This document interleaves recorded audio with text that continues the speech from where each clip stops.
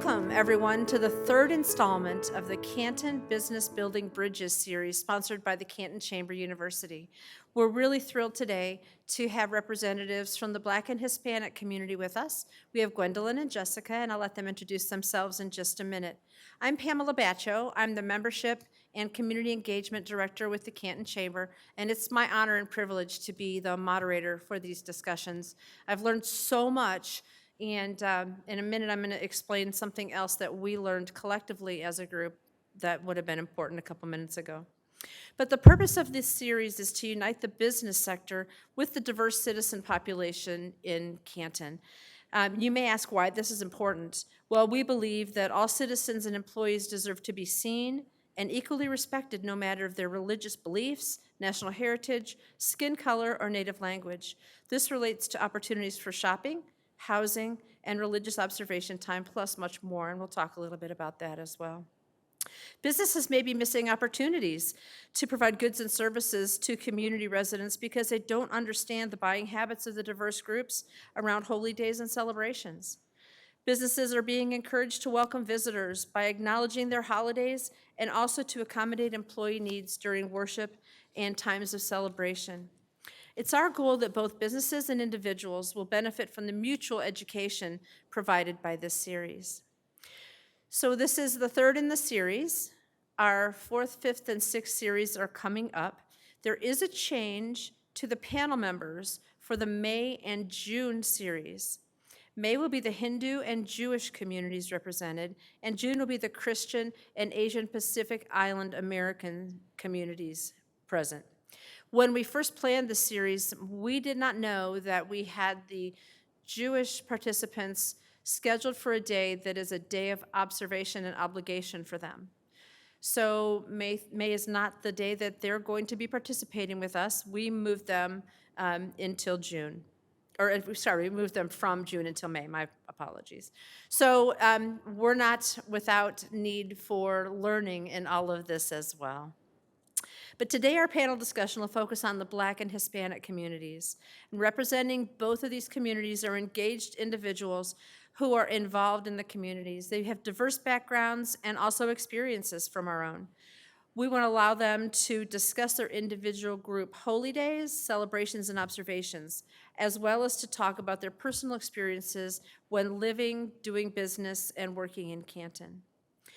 So then the next thing we'll do is we'll ask them a few more questions to bring more understanding to those subjects. And following that, we'll open the floor to questions from the audience.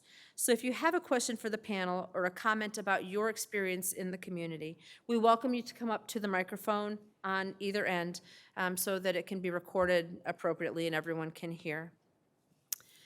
So now, without further ado, we'd like to share that this series is also being filmed by the Canton Cable Channel, and it will be preserved on the Canton Chamber website for viewing at a later date. I'd like to ask the two panel members to introduce themselves. I'll start with Gwendolyn to my right. Hello, everyone. I'm Gwendolyn Folks. I'm a retiree from the federal government, and I've been a resident of Canton for 13 years now. Thank you. And Jessica? Yes. So this is Jessica. I have been living in Canton for already eight years. I work for the automotive industry in a full-time job in a corporate office in Northville. So today I was working from home, so I was able to come here, and I'm so excited to be part of this. Thank you, and welcome you both. Jessica, would you please tell us a little bit about the holidays that are celebrated in your community that might not be common knowledge to those of us in Canton? Yes, I want to let everybody know that I have seen here that in the stores I see advertisement for the May the 5th celebration, or Cinco de Mayo, and actually that's a celebration that we do not really do in Mexico. I mean, it's just like a day off or something like that, but not a real celebration. And then I would say that we would have the same than here. We have Easter. I would say Halloween is not as important as here, and Christmas for sure. We don't celebrate St. Patrick, not a big party as it is here. February 14 is not big deal either for us, yeah. But we do celebrate anyway, so, but not with the big approach that happens here.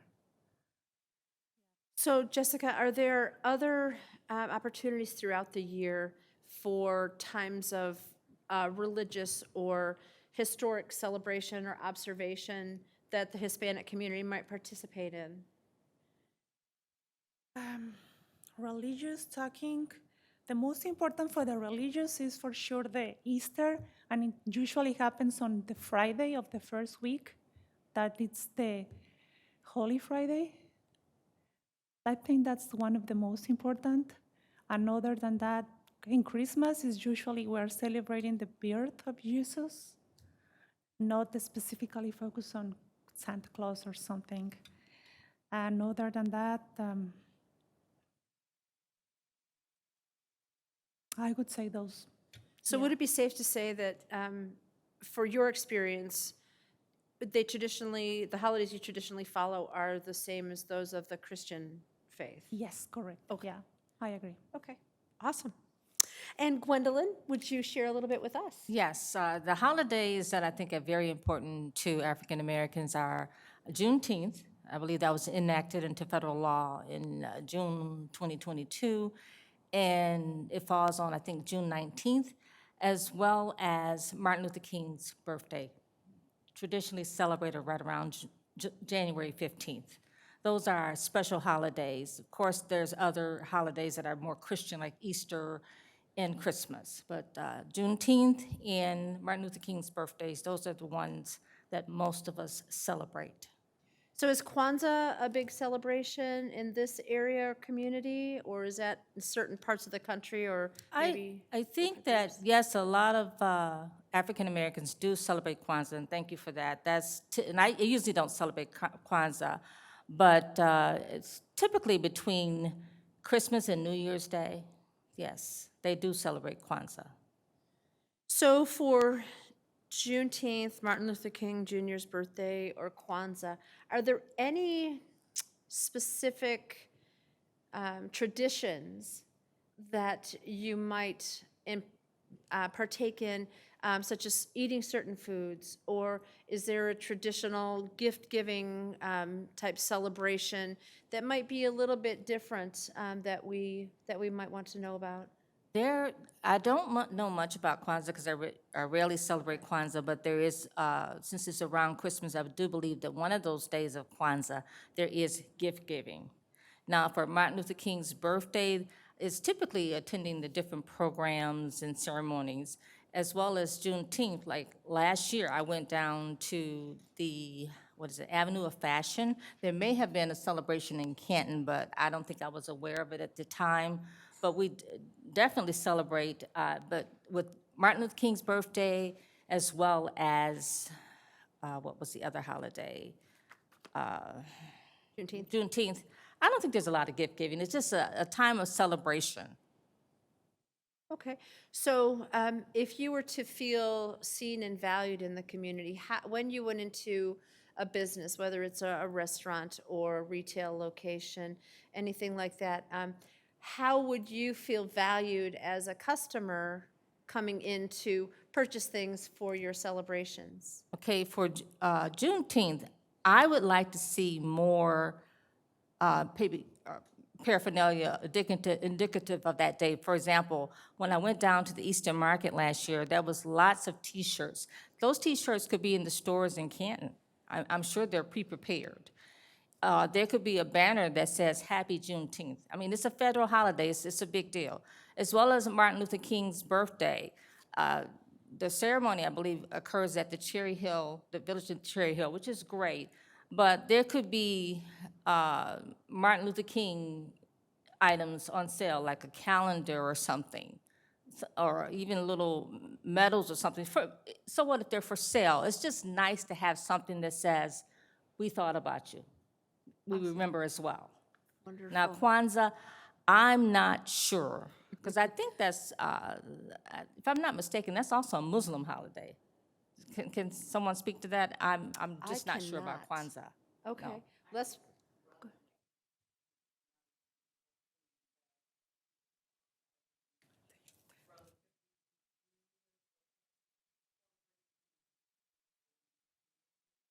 Yes.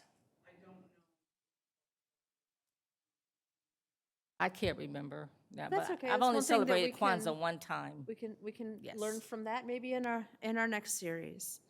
So Jessica, I'm going to ask you some similar questions. So are there traditional items or food products that your Hispanic community typically purchases for any of the holiday celebrations that might be different from the non-Hispanic community's purchases? Um, I just want to add something. Usually in my country, we celebrate the Day of the Kids. Uh, so as we have the Mother's Day or Father's Day, we have the Kids' Day or Children's Day, and it's April the 30th. That's a special celebration that we, in my community, we just get together and we celebrate, but not here usually. And talking about food, on September, we celebrate the independence, the Mexican independence. And in those parties, we have a lot of typical food, or yeah, with all of the Hispanic food. And usually we find them at several stores. So, do you find the things that you need at the Kroger and the Meijer, or do you go to your stores that typically carry more the Hispanic lines? Oh, yes, I think in every store, in the stores from our community, we usually find more variety. Okay, But yes, we can easily find most of the stuff.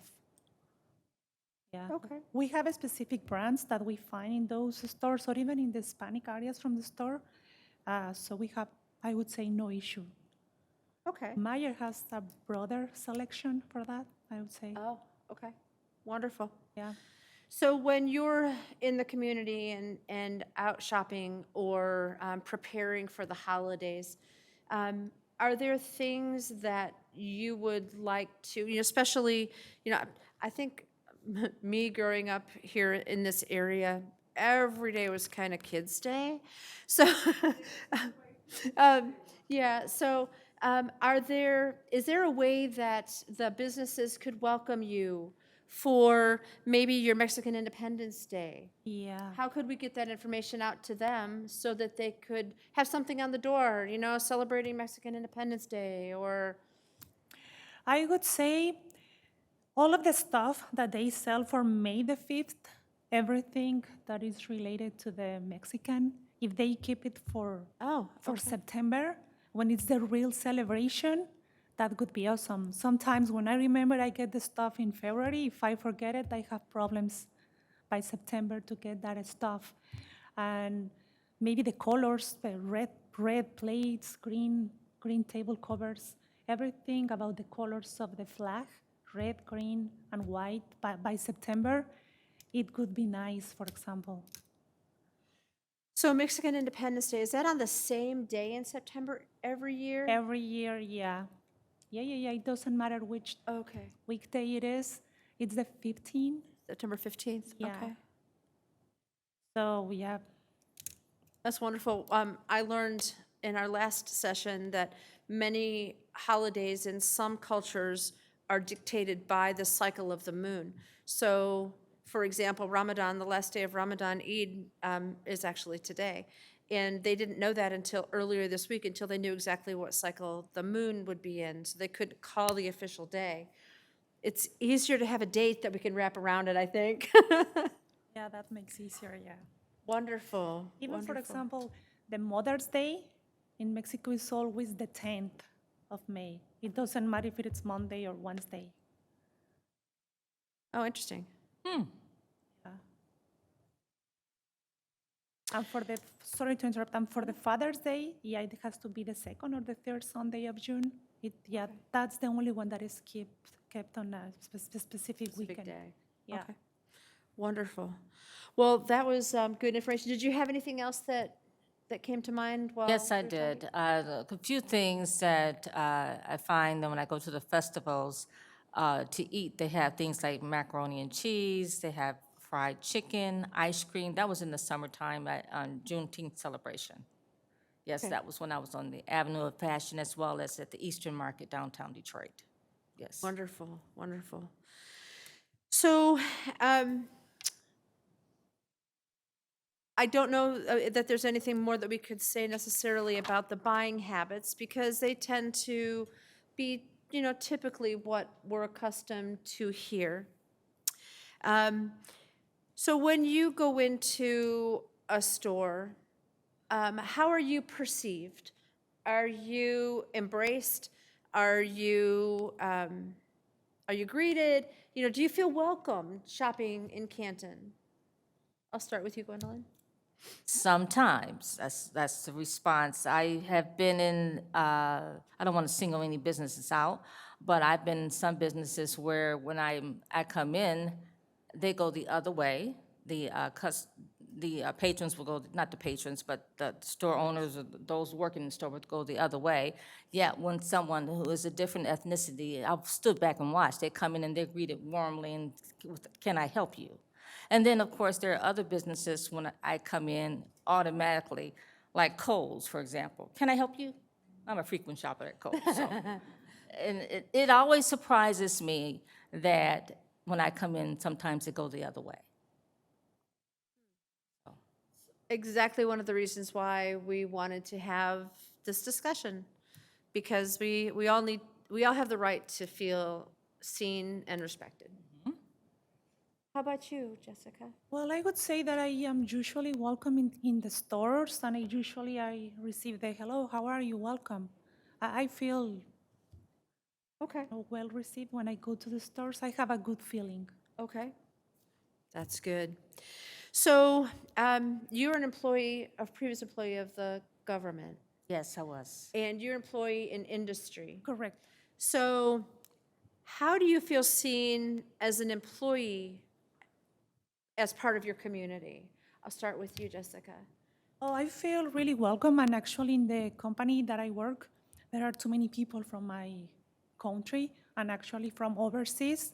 They are a diverse company, I would say, and we have, because of the type of the industry that I am, we have a lot of relation with the plants that are located in Mexico, so we have a lot of communication with them.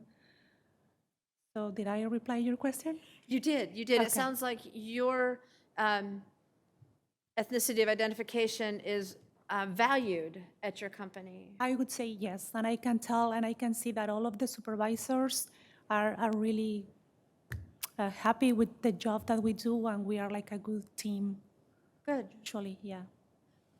And Hey, you, I have never worked in Canton per se. That's fine. My employer, federal government, was either in, let's see, Ann Arbor or Warren, Michigan. okay, But I noticed when I had to have my security clearance updated, my neighbors were very cooperative. good, good. That's wonderful. So it's a great feel for the community that you Yes. live in, They even though you supported don't me. necessarily work in Canton. Yes, I never worked in Canton. Perfect, perfect.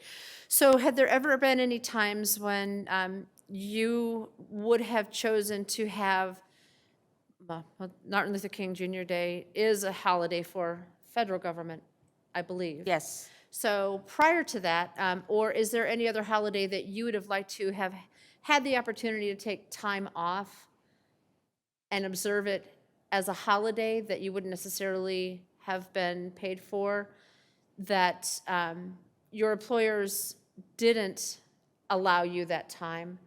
It's a roundabout way of asking the question. I don't know how to put it really otherwise, but would you have preferred to have your choice of holidays off rather than to be told, these are the ones we celebrate at our company? I, basically working for the federal government, I had many choices of holidays with they give you a bank of annual leave. For example, I always took Good Friday off. That was not given to us as a federal holiday, but I had enough annual leave to always take that day off, and there's never been a problem. Okay, wonderful.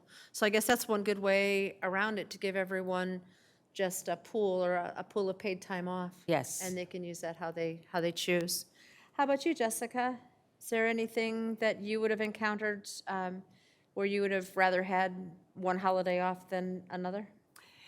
Yes, talking about the Holy Week, we usually would like to get Thursday and Friday, and we only get one day, but they name like floating day, and you can take it in your birthday or in that religious day, but I would like to have 2 days as we do in our country. Okay, that's great to know. Oh, there's one more thing. Yes. Oh, go right ahead. Even though it's not an official holiday, I'm a Wolverine, and U of M homecoming week for us is sacred. So I used to have to take maybe 3 or 4 days off that week to help with the homecoming activities, and my job was very flexible in allowing me to take those days off. Okay, Yes. that's great. That's wonderful.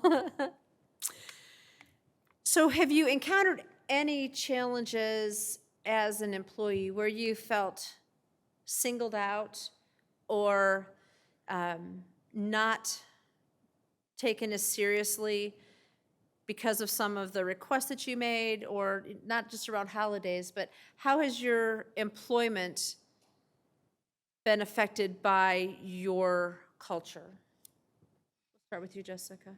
Can you please rephrase the question so I understand better, please?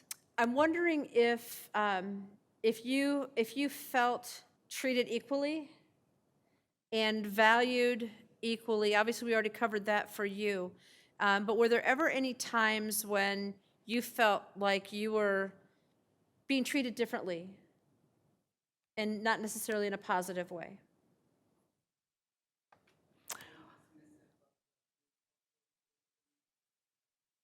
I think I have not been facing that situation. Okay. Yeah. That doesn't surprise me because from what you said, your company is very Yes, open it's very open and giving. diverse. So I have not faced while working that situation. Do you know of anyone in your community who has faced that? Can you give me some time to think and prepare my response? Because I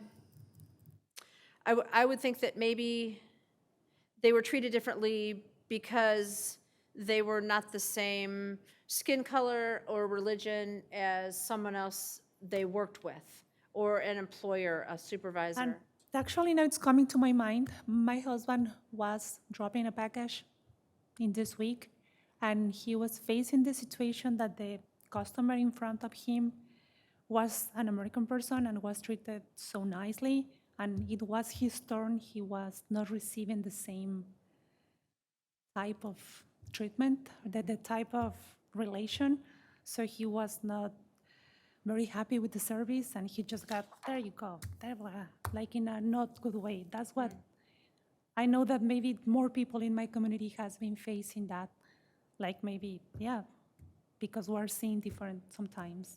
I have been so lucky personally, I would say, but maybe not all of the people in my community. Or maybe it's just my personality that I maybe don't care or something, but it will happen to the people. Okay, thank you. I know I was at a company a number of years back, and I didn't understand what some of my fellow coworkers were experiencing, being, pulled over because they were driving in a certain community, which is where our business was located.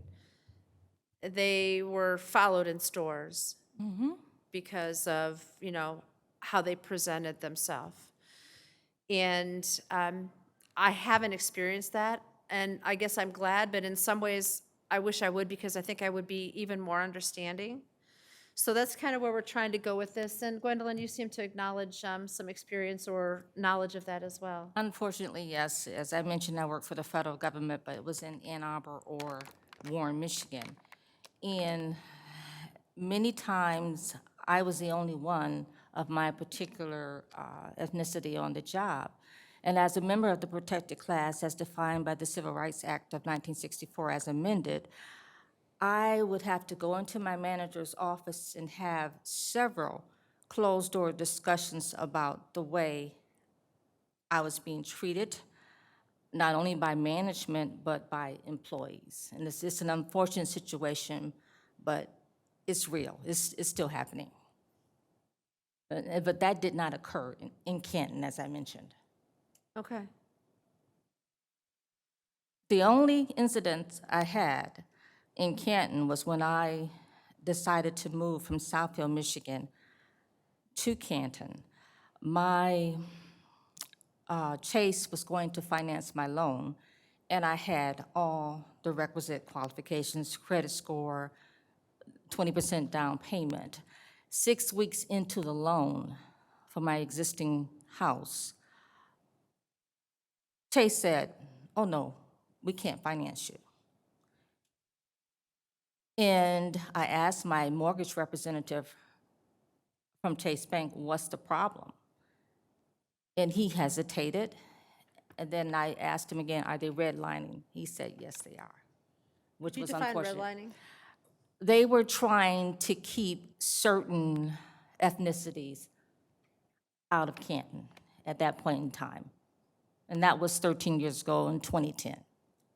So that was a decision by Chase? Yes, it was not, it had Not nothing to do with decision by the Canton. township? No, not the township, it was Chase Bank. Okay. Interesting. How could businesses be forward-thinking in their reaching out to different communities within the Canton Township community? How could they actually be proactive? Are there any ideas for that? I think they could solicit employees from different groups, different ethnicities. I think they could be more welcoming irrespective of a person's ethnicity when they enter the store or establishment. And they could also have, they could purchase different lines of clothing that will fit different ethnicities. I'm sure all of us recognize if you're part of a different group, you may have a different body type.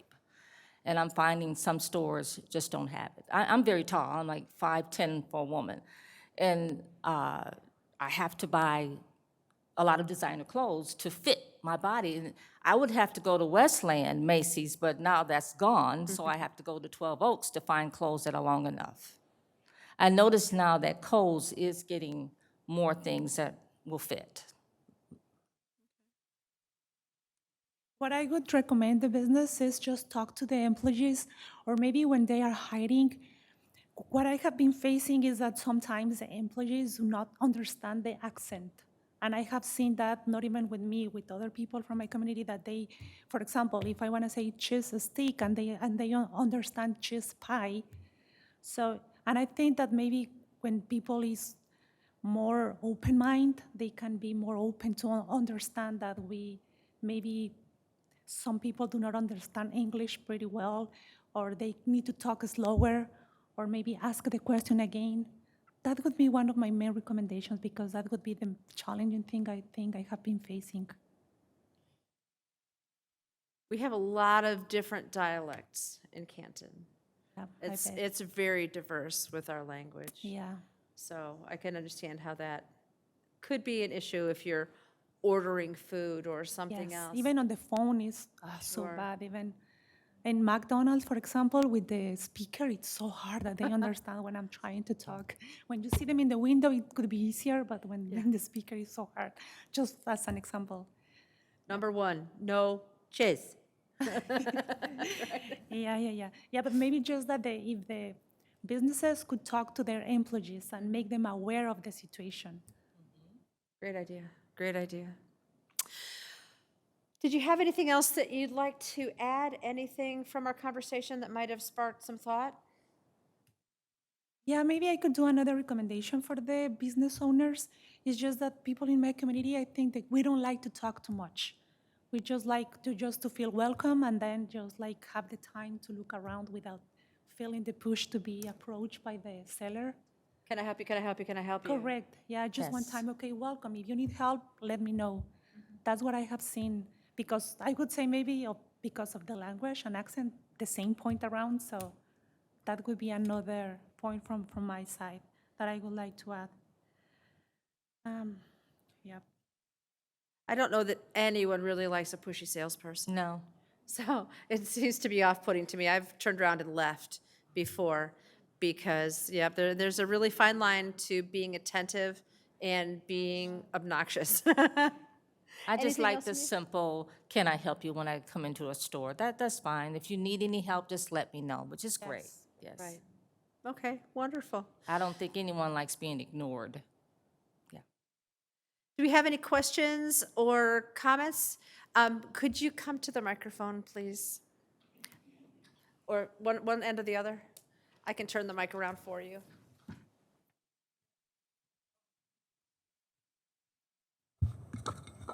Okay, first of all, ladies, thank you for being here. I do own a business here in Canton, and I would say to you, I'm so sorry that happens to you. And if you walk into a store and they turn away from you, I would encourage you to turn away from that business. Find somebody else that would appreciate your money. That's what I would say. I just have a question, though. If I were to, and it's twofold, part A and B. B is for you, Anne-Marie. So A is, if I were to put up a banner that said something about your Mexican independence or Martin Luther King Day, how is it appropriate to say? Is it appropriate to say happy? Is it appropriate to say, how would it read? For us, it's Happy Martin Luther King Day. Happy Martin Luther King Day or or Happy Celebrating? Juneteenth? or celebrating Juneteenth, Okay. either one. Okay, That's fine. I Okay. would say happy celebration of independence. of independence of Mexico? Yeah, Okay. Independence Day, Independence Day of Mexico? Mexico. Okay. Yeah. And then part B would be, would I have to pay a permit fee to do that? Because I think if we are encouraging other businesses to do things like that, to hang a banner for one day, we're paying for the banner and doing that to celebrate other cultures. I don't think we should have to pay a $50 fee. Inside the store to hang the banner? Not inside, but outside even. No, not outside? You think it's better inside? I think it might be better inside. That's where you don't hit with any kind of fees, do you? If you just hang No, it inside? no, not at all. But then how do you know, how do we celebrate, right, if you don't see it? It's a question. Outside. Maybe that's something the Canton Chamber of Commerce Yes. could help with as well, with getting some information out for businesses that have specific sales or items or a celebration or, these businesses welcome and thank, or however we word it. And we are working on our sign ordinance right now, too, so I can take that back. Wonderful. And something that the Canton Chamber has talked about with our Bridging to Belonging group is creating something on our website where we would have downloadable, printable images that you could print and put in your window or your door. And then it wouldn't cost a lot for anyone. It would, for now anyway, get around be uniform and appropriate, and could alleviate the need for any special permits or fees. So, wonderful. Yes? Oh, come on up, Courtney. Oh, it's okay, it's okay. We got plenty of time. Hello, it's nice to meet you guys. When we were talking about the employees, like, I hear sensitivity training being thrown all around. Have you seen that actually be successful? Or do you think, like, if we're trying to get employees to be more sensitive, to not follow you around the store, maybe trying to help, like, maybe keeping their eye on you, and does that work? Have you seen any positivity come from that in your workplace? Yes, I saw it work. I used to have to administer sensitivity training. It helped a lot because many people don't quite understand the differences that are made based upon ethnicities. So it does help. Okay, that's good to know.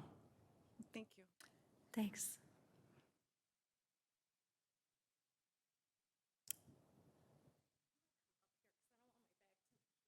Sure. Okay, I actually have two questions. So the first is probably more for the Hispanic community, but it might apply to you as well. And I don't know if you can answer this with your line of work, or maybe we can put this out to some other business owners in the community, but I'm wondering if there has been any sort of negative impact to members of the Hispanic community in the service industry or any other industries here in Canton with the rhetoric that's going around regarding the border crisis or illegal immigrants coming in from Mexico. And I'm just wondering how that is impacting any workers here in Canton from particularly the Hispanic community. Have you heard anything?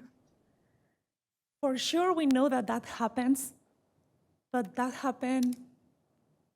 But I think that it doesn't affect to us, I would say.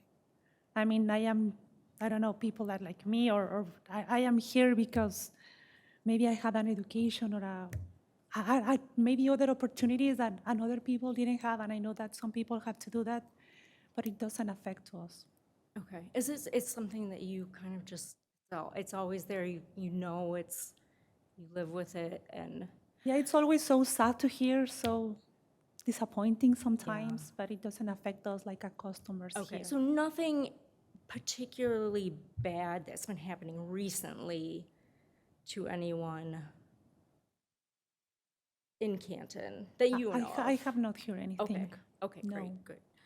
And then my second question, a little bit more lighter, for the African-American Black community, do you know anyone who is interested in opening a restaurant in Canton? We have so many different varieties of restaurants, but we don't have any African food, soul food, Southern food, Jamaican, Caribbean.